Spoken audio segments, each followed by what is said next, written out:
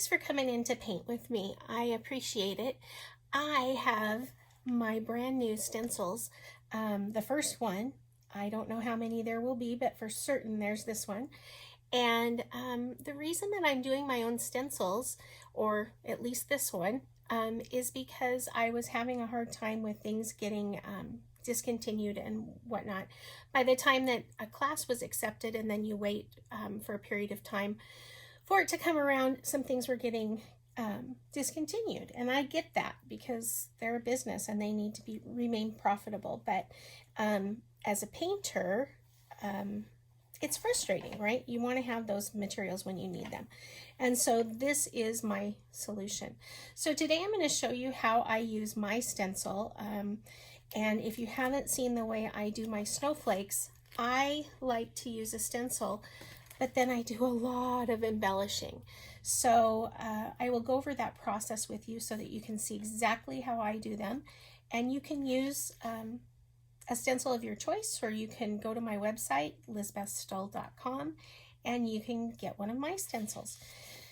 So this is just a board that I base coated. We're going to talk about some of this on the back. This is a base coated piece with the Deco Art Chalky Gesso. And if you haven't tried it, I would highly, highly, highly recommend it. It is a lovely product that you can add one coat, sand it a little bit, and you've got a beautiful surface to paint on. It comes in a few colors, but certainly colors that are very flexible. So there's a gray, and there's black, and there's beige and white, and there's a real pretty kind of antique-y looking green. So you can use any one of those colors. When I'm painting snowflakes, I like to have a very, very dark color, kind of a medium dark, what I consider my base coat color, a light, and then my brightest light. So in order for dimension to show, you should have, I believe, or what I was taught, was 5 different values. So in this case, I'm using Payne's Gray and Snow White, Uniform Blue and Winter Blue, and Periwinkle. So I'm going to get started with the periwinkle because that's the first color I'm going to use, since it's my mid value, literally the color that's in between. So I'm going to take a little bit of that out onto my palette, and there's a couple of different ways that you can stencil a snowflake on. You can use a stencil brush.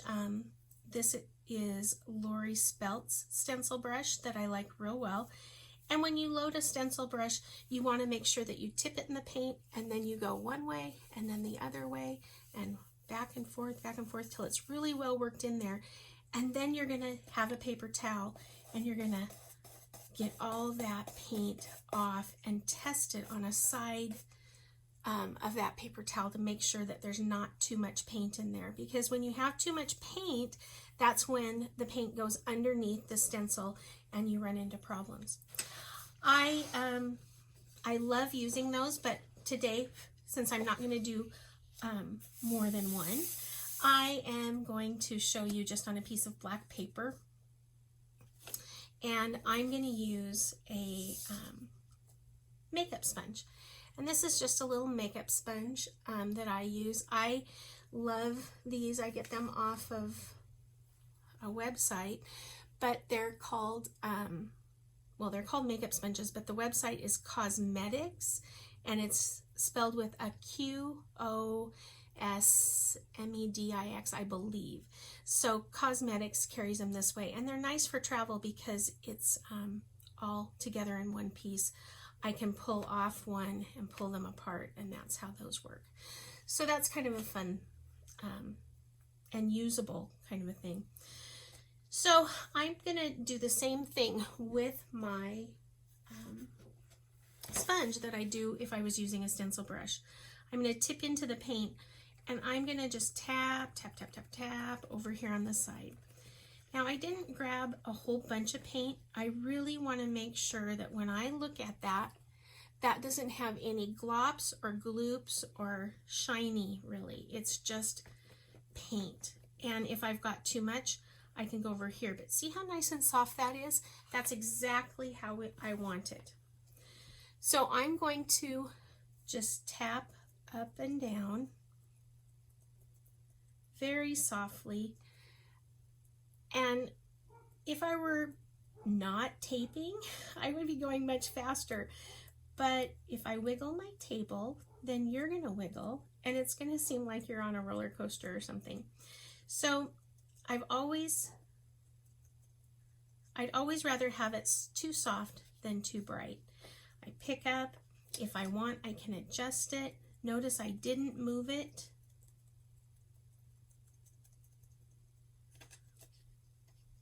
And I think that that's just good enough. So when I go about embellishing this, I don't get too terribly fussy about it. I don't usually have a plan because it's just a case of doing the same thing over and over and over.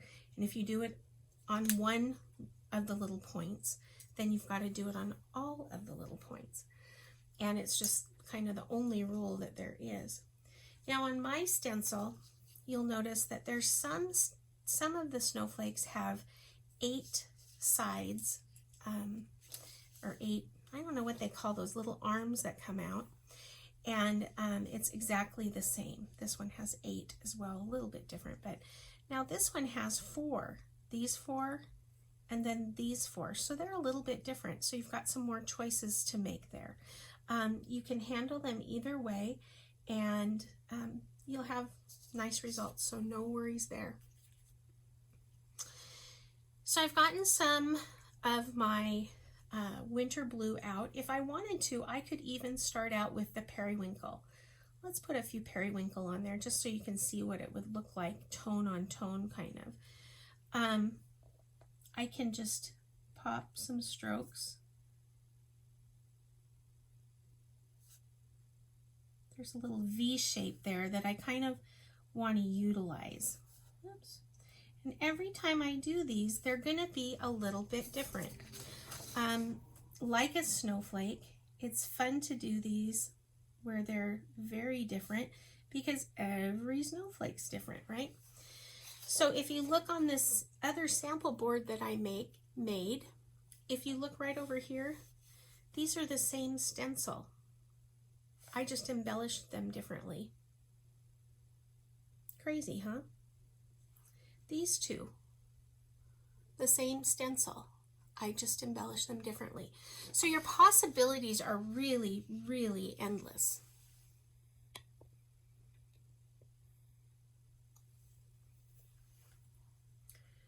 So I can go ahead and embellish to my heart's content.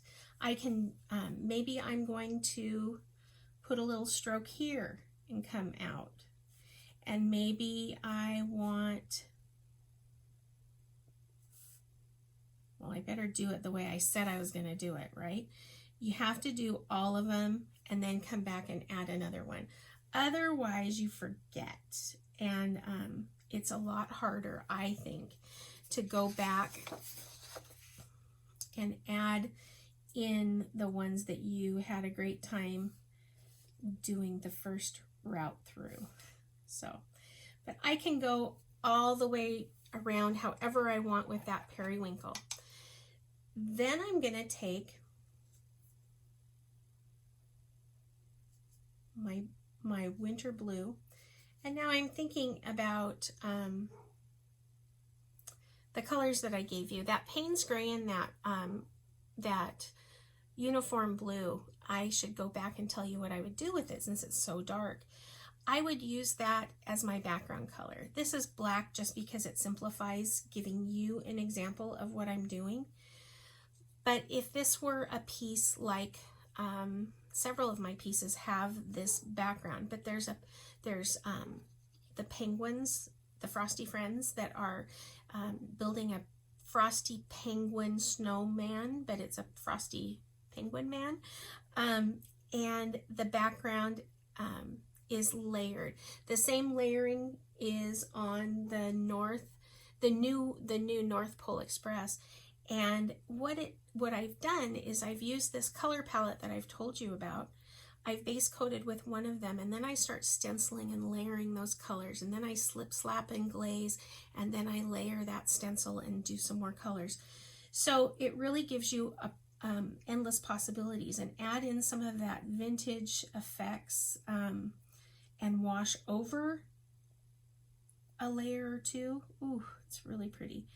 And you can also add some other blues into the mix. Maybe you want to do a little bit of purple, or you want to do turquoise. You can go to town. You can just go crazy, and it's really a lot of fun. So I'll add some stroke works. I'm one of those people who likes to do stroke works. I don't particularly like to do it on paper, but I like to do strokes. Then what I would do, I usually have a variety of sizes of stylus around, and I'm going to take any one of those colors that I'm using, and I'm going to start making a pattern with those. Now I like that periwinkle color. Periwinkle is one of my very, very favorite colors. It's just a happy color, and to say it is even fun, I think. So I've got this dot, and I can do all kinds of things with this. Now we're going to pretend that I'm going around as I do the whole thing. If I count, I know that I've got 6 there. 1, 2, 3, 4, 5, 6. And then I've got a real graduated, almost like those mandalas that are so popular right now. And I can go around the center doing that. I can also put some pattern where there isn't pattern to begin with. So maybe I want to start here and go in a curve this way. Reload my stylus. I tap it on my palette and go the other way. And now I've got a different shape altogether. And I can then, when I'm happy with that, and I've gone all the way around, remember, then I'm going to go into maybe my winter blue, and I'm going to spark that up somehow and give it really just some more dimension. So you can just have fun with this. This is something that's a lot like Zentangle. When you are doing it, it's just kind of mesmerizing, and it's just a lot of fun. So you're just embellishing with all of those colors. Then finally, I'm going to go in with my Snow White. And when I go in with Snow White, I'm going to add strokes, just like I could add strokes with my periwinkle or my blue or my winter blue. I can add them with the Snow White too, and it really sparks them up. So you can see where I've added some strokes, or I've made some curves on these. So once I've got the snowflake the way I want it, and I've got, you can always add to it. It's not over until it's over, right? I go to an oval dry brush, and this is a Jassonia. This is a number 8 oval dry brush. And I will take my light, in this case it is Snow White, and I'm going to load it by swishing one way and then the other, and then I'm going to rub it almost all off on my paper towel. I don't want any gloops or glops. And using kind of the side of my brush, I'm going to softly scrub almost a halo effect that really frosties that snowflake up. Okay. I could give some more over here. I could give some to this guy.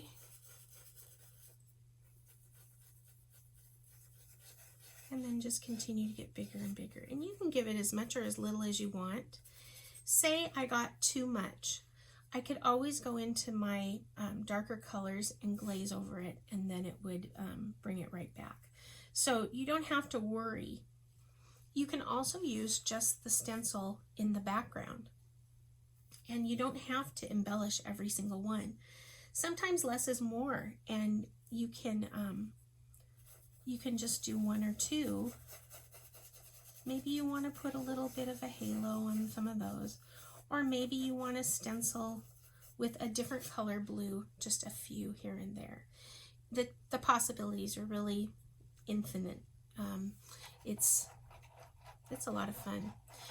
So once you've exhausted all of your opportunities with paint, you can also use the stencil with some different medium and different products. So on the back here,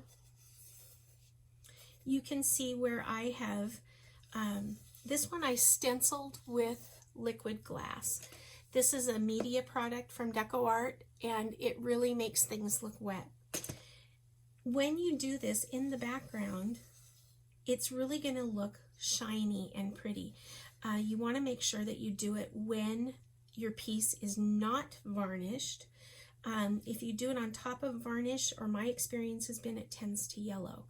But otherwise, I have no problems with it.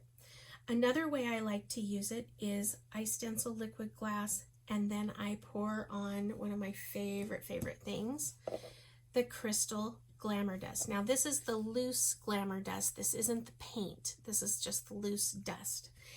And while that's wet, I sprinkle the glitter on, and that's how I let it dry. What I found is it holds on to the glitter much better than if I were to just add it later. And so I like the liquid glass for that reason. Another way that I've used it is just here and there. This one doesn't have it absolutely everywhere. It just has it, a hint of it here and there. I'm not really there, it's picking up. So that's really a lot of fun that way too. Now this one is interesting in that I used a texture paste, and really any texture paste would work. I used the Dimensional Effects paintable texture paste from DecoArt, and I just used my Scudgy, which means it's almost worn out, palette knife, and this is just an old plastic one. It's got a lot of love over the years. So all I do with that then is I put down my snowflake stencil. I go to where I want my snowflake to be. Let me see, I'm going to do a bigger one so that you can kind of see better. You notice how well I clean my stencils. I hate to clean stencils for some reason. I guess it's just a waste of my painting time that I don't like. I take a little bit of that texture paste, I hold onto my stencil, and I pat it down, and I work from the inside out first, and I'm just gently buttering toast. Okay, this is the most delicate toast you've ever met, and maybe I'm having tea with the queen or something, I don't know, but it is delicate. Then when I've got it covered, I'm going to just kind of squeegee over the side, and this is the tricky part. Pull up quickly. So there you have that. It leaves a pretty nice outline. Now if I didn't have that outline the way I wanted it, or I've got a little smush or smudge or something that I want to take off, I've always got to have, you know, some sort of little flat brush that's wet, and I can come in and touch up some of those things. But once that's on there and dry, you can also tint this with paint. So if I wanted to make this periwinkle, I could add some paint to it.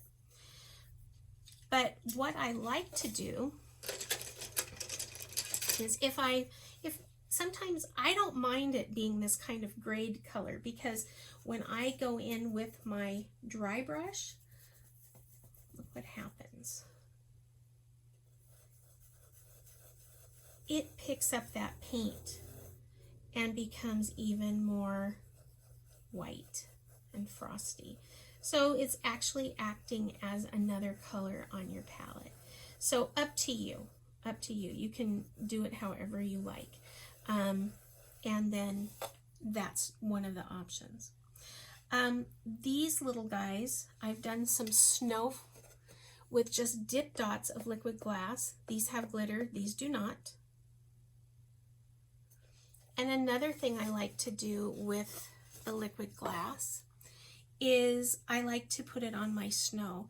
Now, this snow was made with an oval wash brush by Jasonia. It's my favorite for doing the sky and doing snow.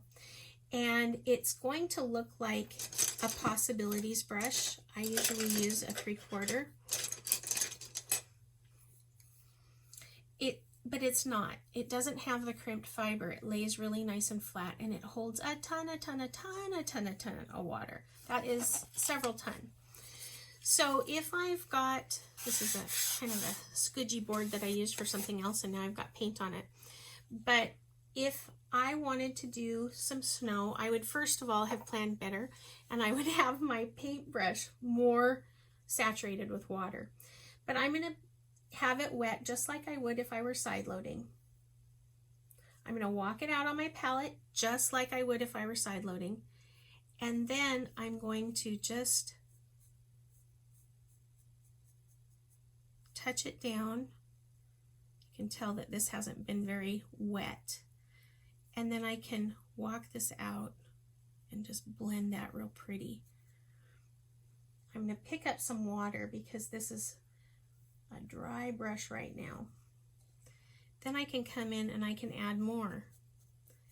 And for me, I find if I go a little bit quicker, I have better luck getting it look a little bit less lumps in a row and a little more random. But it's just the easiest thing for making snow and making clouds. Now, I am not someone who says, okay, you need to have this brush and that brush. Everybody's got their favorites, and there's tons of wonderful brushes out there. Really, really wonderful, and I mean that sincerely.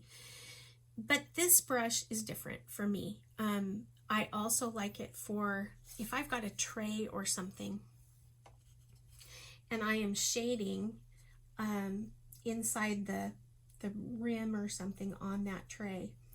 I've got my brush loaded, and I can start, we're going to pretend this is a shade, and I can take